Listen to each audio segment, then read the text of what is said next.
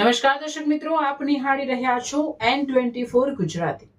તો નજર કરીશું આજના મહત્વના સમાચાર પર। ભરૂચ જિલ્લા જેલ ખાતે રક્ષાબંધન પર્વની ભાવસભર ઉજવણી। ભરૂચ જિલ્લા જેલ ખાતે આજ રોજ ભાઈ બહેનના પવિત્ર પ્રેમ અને અતૂટ સ્નેહના પ્રતીક એવા રક્ષાબંધન પર્વની ભાવસભર ઉજવણી કરવામાં આવી હતી। રક્ષાબંધનના પવિત્ર પર્વ નિમિત્તે બંદીવાનોને બહેનો જેલ ખાતે ઉપસ્થિત રહી પોતાના ભાઈ એવા બંદીવાનોને તિલક કરી મોઢું મીઠું કરાવી પ્રેમપૂર્વક રાખડી બાંધી ભાઈ બહેનના પવિત્ર સંબંધને જીવંત રાખ્યો હતો।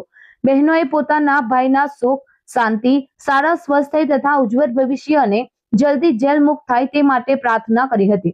આ પ્રસંગે લાંબા સમય બાદ ભાઈ બહેન વચ્ચે સર્જાયેલો લાગણીસભર મિલનનો માહોલ હૃદય સ્પર્શી રહ્યો હતો। બહેનો દ્વારા રાખડી બાંધવામાં આવતા બંદીવાનોમાં પણ ભાવનાત્મક લાગણી જોવા મળી હતી। અનેક બંદીવાનો ભાવુક બન્યા હતા।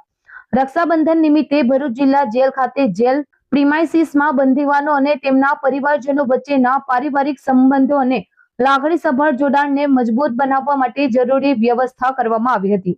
જેલમાં રહેલા બંદીવાનોને પોતાના પરિવાર સાથેના સંબંધો જાળવી રાખવા તથા સકારાત્મક જીવન તરફ આગળ વધવા માટે આવા પ્રસંગો પ્રેરણારૂપ બની રહે છે।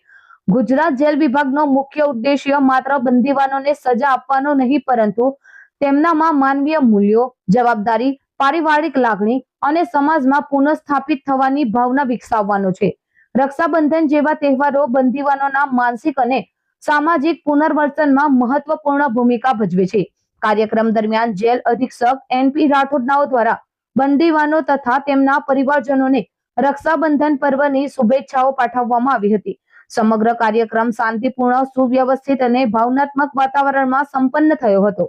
NP રાઠોડ, ભરૂચ જિલ્લા જેલ અધિક્ષક। આજ રોજ ભાઈ બહેનના પવિત્ર રક્ષાબંધન તહેવાર નિમિત્તે અત્રેની જેલ ખાતે ભાઈ પોતાની બહેન સાથે રાખડી બંધાઈ શકે, મોઢું મીઠું કરાઈ શકે તે માટે અલગ એક સુવિધા ઊભી કરવામાં આવી છે। અને આમ તો ગુજરાત જેલ વિભાગનો મુખ્ય ઉદ્દેશ માત્ર બંદીવાનોને સજા આપવાનો નહીં, પરંતુ તેમના માનવીય મૂલ્યો, જવાબદારી, પારિવારિક લાગણી અને સમાજમાં પુનઃસ્થાપિત થવાની ભાવનાને વિકસાવવાનો છે। રક્ષાબંધન જેવા તહેવારની બંદીવાનોમાં માનસિક અને સામાજિક પુનર્વસનમાં મહત્વની ભૂમિકા ભજવે છે, જેથી અત્રે એ સુવિધાઓ ઉપલબ્ધ કરવામાં આવે છે।